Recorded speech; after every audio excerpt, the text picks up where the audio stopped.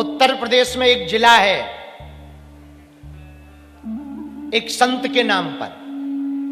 एक संत हुए हमारे इतिहास में, बहुत प्रतापी महात्मा। आहा,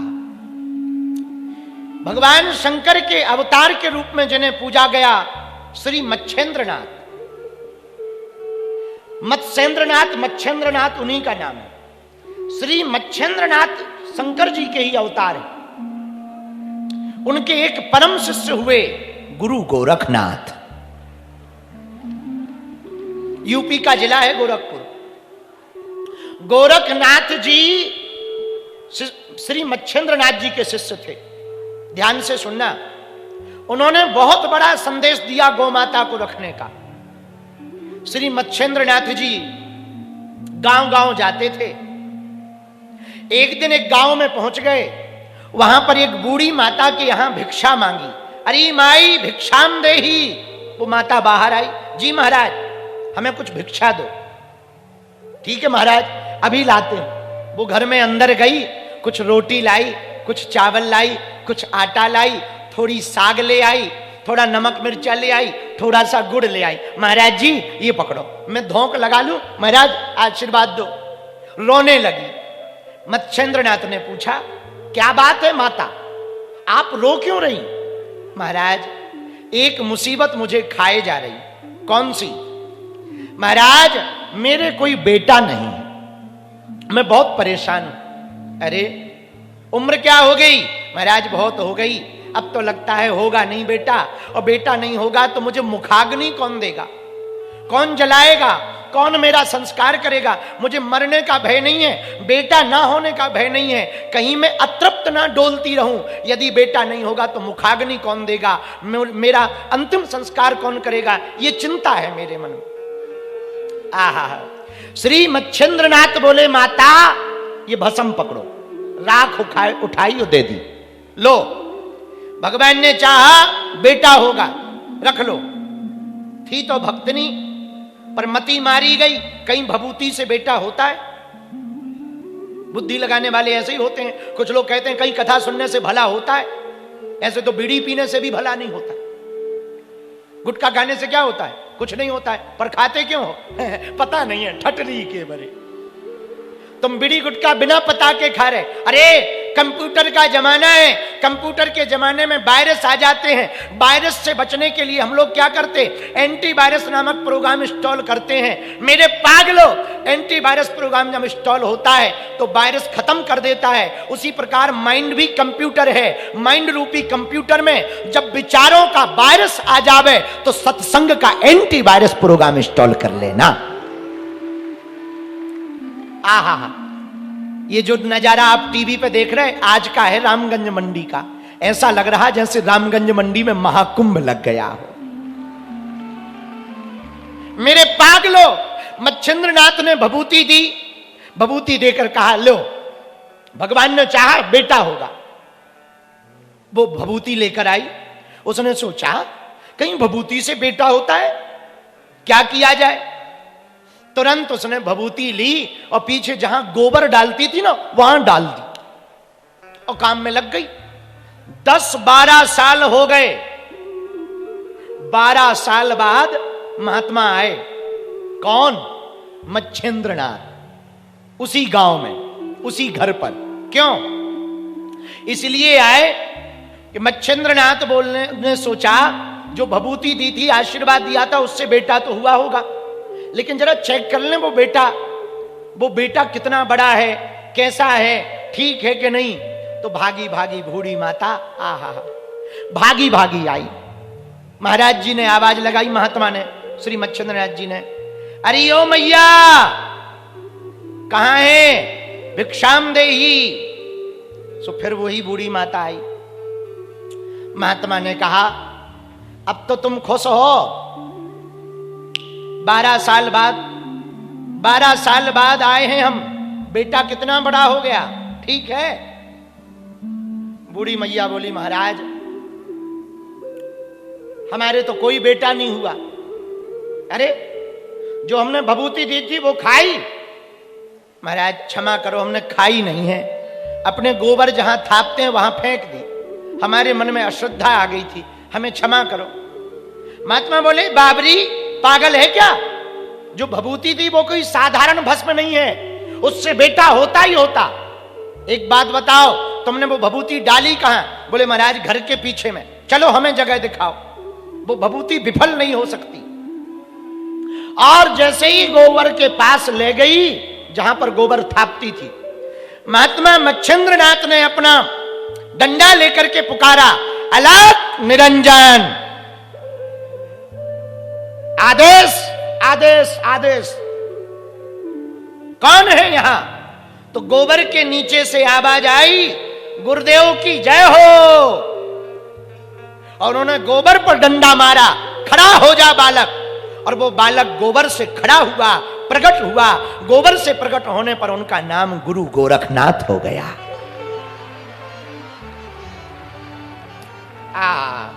गुरु गोरखनाथ प्रकट हो गए। दंडवत प्रणाम किया गुरु गोरखनाथ ने गुरुदेव को। मच्छिंद्रनाथ ने माताजी से कहा, माताजी तुमने हमारी आज्ञा का पालन नहीं किया, अब ये बेटा तुम्हारा नहीं हमारा है, क्योंकि ये गोबर से प्रकट हुआ। अब ये गोबर से प्रकट हुआ तो इसका नाम गोरखनाथ है। आहा, उनके गुरु गोरखनाथ के गुरु श्री मच्छिंद्रनाथ, इन्होंने अपने शिष्य गुरु गोरखनाथ को आज्ञा दी, जाओ पूरे देश भर में गौ माता के लिए अलख जगाओ। और पता है, एक ये कारण है इनका नाम गोरखनाथ का। दूसरा कारण सुनो। आहा, दूसरा कारण है उनके नाम में एक अद्भुत संदेश छिपा। पूछो क्या? जोर से पूछो। गोरख नाम में एक अद्भुत संदेश छिपा है। गोरख, गो क्या है? क्या छिपा? बोलो बोलो बोलो बोलो। गो, जरा जोर से इधर वाले बोलो, इधर वाले बोलो। क्या रख? जरा जोर से बोलो। इन्होंने दरवाजे दरवाजे पर आवाज लगाई, हिंदुओं गो रख। क्या रख? जरा जोर से बोलो। क्या रख? गो गो गो गो रख। इसीलिए इनका नाम पड़ गया गोरखनाथ। समझ आई बात? भैया, गाय के गोबर से प्रकट हुए श्री गोरखनाथ, उनके नाम में भी गो रखने की बात है। दूसरा उदाहरण, एक राजा हुए दिलीप। दिलीप राजा को कोई संतान नहीं थी, तो महात्माओं के पास गए, महाराज कोई संतान नहीं है, कारण बताओ।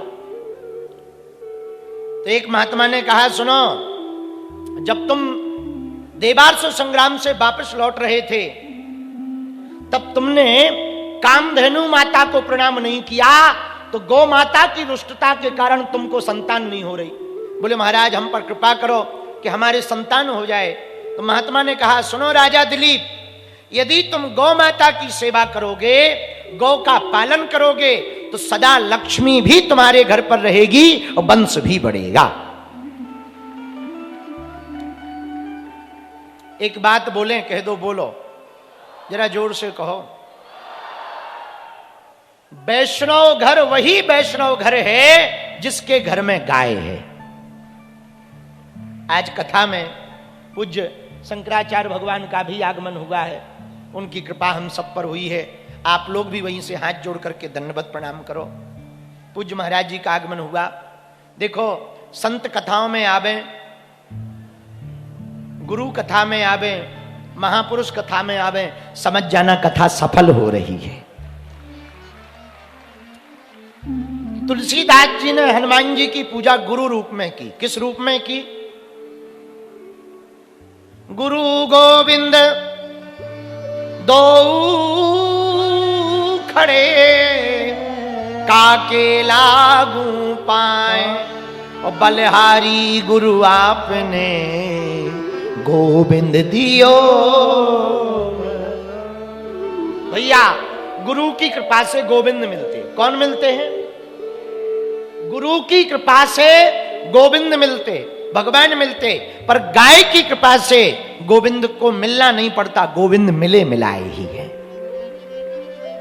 गाय माता होगी तो ठाकुर जी आएंगे। गाय के पीछे कौन भागा? हमारे गोविंद भागे। गाय के पीछे पीछे कौन चला? हमारे गोविंद चले। भैया रामकृष्ण की दोनों के, भगवान श्री राम भगवान श्री कृष्ण के चरित्र को पढ़ा जाए, दोनों के चरित्र में गाय की महिमा है। और आज सबसे ज्यादा यदि ह्रास हो रहा तो गाय माता का ह्रास हो रहा।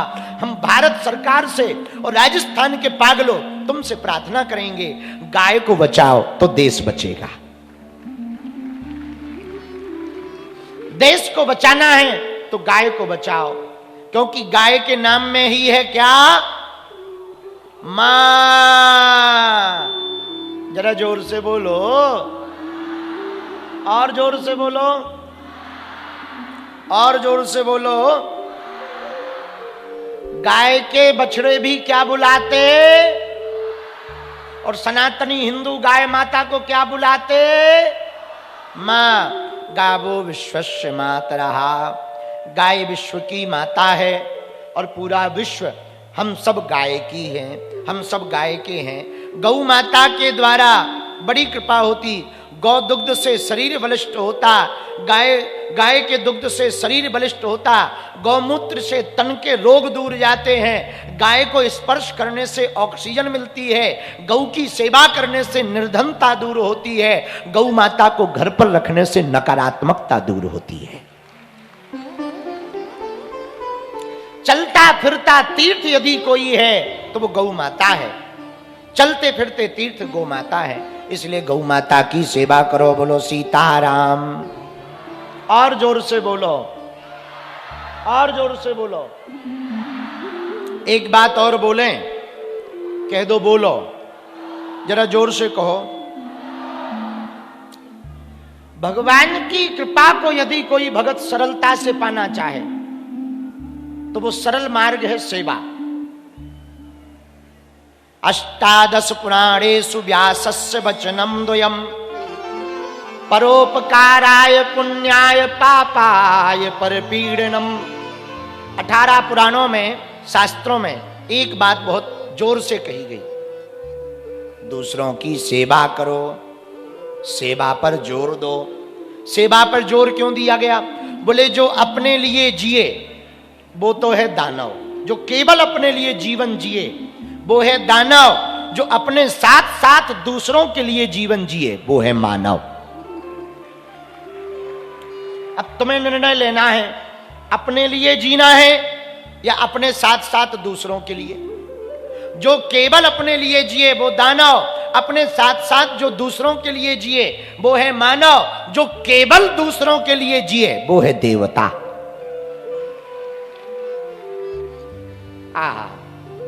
धन्य है गौ माता, सदैव उपकार हम जीवों पर करती हैं, इसलिए देव रूप में है गौ माता। सभी तीर्थ उनमें वास करते हैं, सभी देवता वास करते हैं। गौ माता का पूरा जीवन हम लोगों पर ही है। भैया गाय माता का आशीर्वाद मिलता, गाय जहां रहती ऊर्जा मिलती, गाय माता जहां रहती वहां पर भैया ऑक्सीजन बढ़िया रहती, गाय माता जहां पर रहती है, गौ सेवा जहां पर होती वहां भूत प्रेत नहीं आते, नहीं तो